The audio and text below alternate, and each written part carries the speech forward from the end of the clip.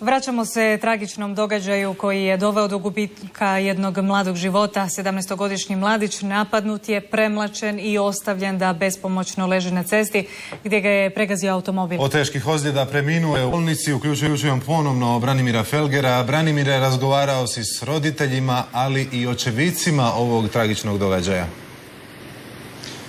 Jesam, tako je. Ova je tragedija doista nezapamćena ovdje u Gradištu i Županjskome kraju. Sinoć negdje pola sata iza ponoći ovdje u središtu sela Gradišta brutalno je napadnut 17-godišnji Miroslav Tunjić. I to ovdje na ovom pješačkom prijelazu. Iza mene napala su ga dvojica napadača, brutalno pretukla i ostavila onesvještenoga da leži ovako nepokretan na pješačkom prijelazu. I kako zlo ne dolazi samo sekundu nakon toga automobil ga je pregazio.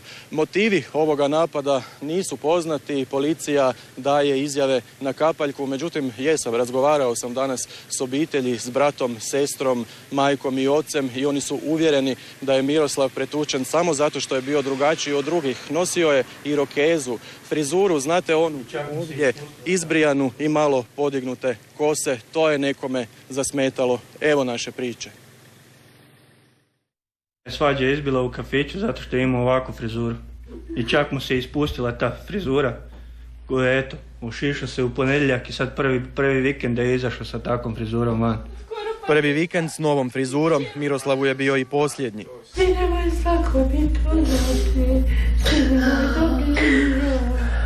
U obitelji suze ne prestaju teći. Njihov sin, brat i unuk skončao je život u 17. godini i to zbog drugačije frizure. Nikad nije se potukao s nikim. On nije bio samo velik, ali nije bio agresivan. Nije uvijek nas je sve nasmijao, bio je duhovit i smiješan. I uvijek baš je bio dijete u srcu, nikad nije izazivao nikoga. Miroslava je napala grupa mladića pola sata iza ponoći. Tukli su ga na cesti. Kad je pao, napadači su se povukli, a na onesvještenoga je mladića naletio automobil i pregazio ga. Očevici svjedoče da su napadači pobjegli glavom bez obzira. Njih dvojica su pobjegli, a on je ostao ležati. I u međuvremenu stvorio se automobil iz pravca Cerne, pregazio ga je, zaustavio se. Jedan je pobjegao odmah, dečko, a jedan je tu stojao i kad je vidio šta se dogodilo, ja vičem preko odi vidi, pogledaj sad šta ste mu napravili. Odite da mu pružimo pomoć. I ništa, i on je isto pobjegao. Sućut obitelji cijeloga dana dolaze izraziti prijatelji i rodbina. Nitko ne vjeruje da Miroslava više nema. A vjerojatno zbog tog što ima drugčiji stil od drugih i drugčiju frizuru imao, a to je danas normalno u Hrvatskoj, znači da nas koji smo malo drugačiji, koji smo punkeri, metalci, rockeri, tako to da nas napadaju ostali.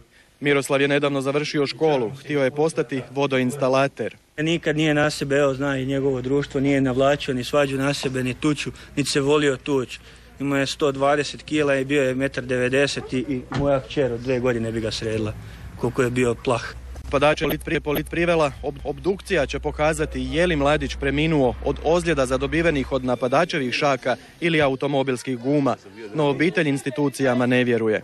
Za ubuduće zaustavi da to ne rade, pa dajte mladima da se bave s nečim drugim sportom i nema ničeg ni dvorana, ni ništa. Piju i loču u birtijama i gledaju kako će neko gubiti pretuč. Evo taka nam je država.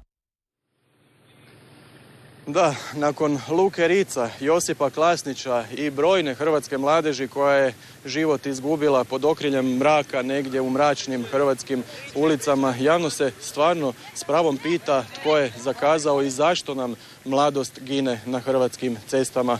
Istražila je to naša Ivana Ivanda. 2498, toliko su puta samo u prvih 9 mjeseci ove godine u kaznenim djelima sudjelovali maloljetnici. U posljednje vrijeme gotovo svaki mjesec netko od mladića bučen. Mladi delikventi rade to iz dosade, djeca su to koja ne razvijaju empatiju, nemaju osjećaj za bol.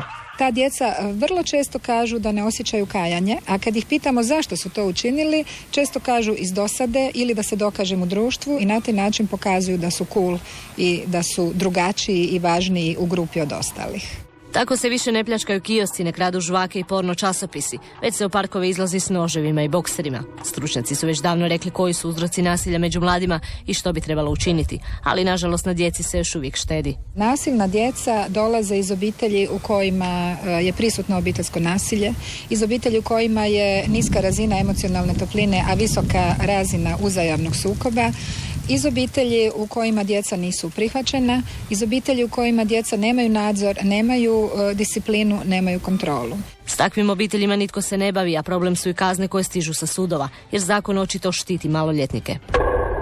Svakako je i kazna za počinjeno djelo važna, jer kazna šalje poruku ne samo počinitelju, nego i drugima da nasilje nije legitimno i da nije efikasno.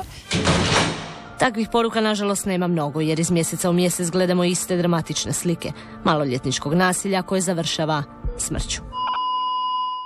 Branimire, gdje su sada napadači? Romina, moram reći da kriminalistička istraga još uvijek traje. Policija doista informacije daje na kapaljku, međutim uspio sam doznati da je policija privela dvojicu napadača i za njih zatražila 48-satni pritvor. Policija je, inače doznao sam, razgovarala, usudio bi se reći, i sa kolateralnom žrtvom ove nezapamćene tragedije, dakle s vozačem osobnog automobila koji je ovdje pregazio nesretnoga Miroslava. Čovjek je naravno shrvan, jer moram reći, ovdje u Gradištu nakon pola noći gasi se javna rasvjeta i ne vidi se ni prst ispred nosa. O detaljima istrage policija će nas obavijestiti u narednim danima. Bio je ovo Branimir Felger.